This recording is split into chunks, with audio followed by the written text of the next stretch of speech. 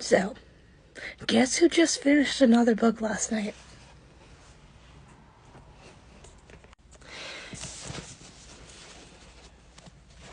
Yeah, it was. And this and probably Priory of the Orange Tree are going to be the thickest books that I've read ever. So, and I have no regrets in that. So, and as per usual, if I'm not looking at you, I'm looking at my computer. Don't take that personally. It's so I can actually remember what the hell I wrote down in my review. This did take me a while to get through, which considering how thick it is fair. But there are various deaths, both on and off page. But I have a feeling it's most likely off. Grief, graphic, semi-graphic, birth scenes, verbal abuse, cheating, manipulation. Maybe a toxic relationship here and there. But those are the trigger warnings. I just found this to be a refreshing read, especially as someone who's pretty open about being demisexual and queer myself.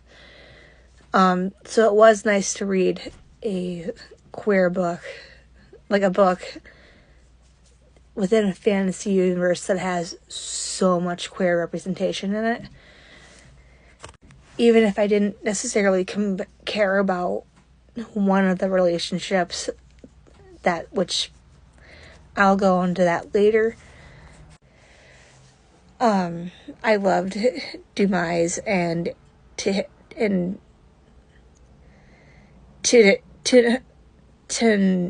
Nuvas. I am so sorry. I absolutely butchered that up terribly. Perspectives. And I might even use Sayu's name as a name for a future cat. That's how much I loved her perspective. And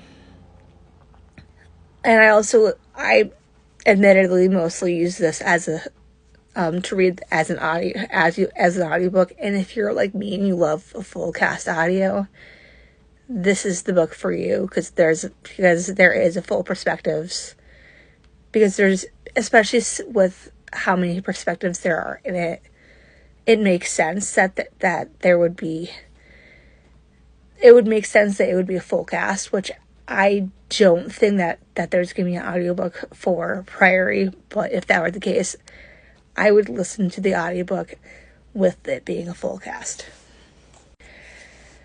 But I do wish, like, just going to the complaints, I do wish it was broken down at least into like one, maybe two books, like within this book. And you might hear me complain about this with the sequel as well. But I do wish that that it was broken up into at least a couple of books, so it could be even more explained why it's the way it is, and how this universe essentially works, in my opinion. But that's a me thing, coming from the perspective of not reading a book this thick before, or at least to its entirety prior to this point. The other complaint that I have is that I just didn't care about Nikaya's and Dumay's relationship, and by extension their marriage. It just felt very much insta-lovey, and it just wasn't great. I just thought it was kind of incesty and just overall toxic.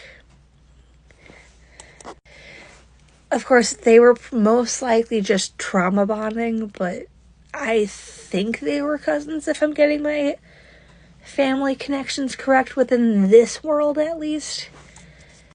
And I just didn't care about it, to be completely honest. I do respect that she was respecting Demi's wishes because of that connection, because of whatever connection they had with each other. It just felt icky. It was personally icky. Either way, it was still very much a 5-star read on my end.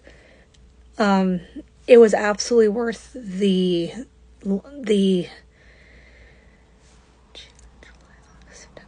5-month read. I was expecting it to be a little bit quicker, but that's just because I was so busy that it caused me to read it over 5 months. But again, it was still, in my opinion, worth it. So, yeah.